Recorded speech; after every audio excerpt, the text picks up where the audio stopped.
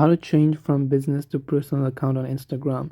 So if you want to change from business to personal account on Instagram, all you have to do is first of all go ahead and then launch the Instagram application, and this is the interface that you will see right here. Now what you have to do is, currently I have got a creator, which is a professional account, and if you have a business account, follow the same step. Tap on the three lines option from the top right.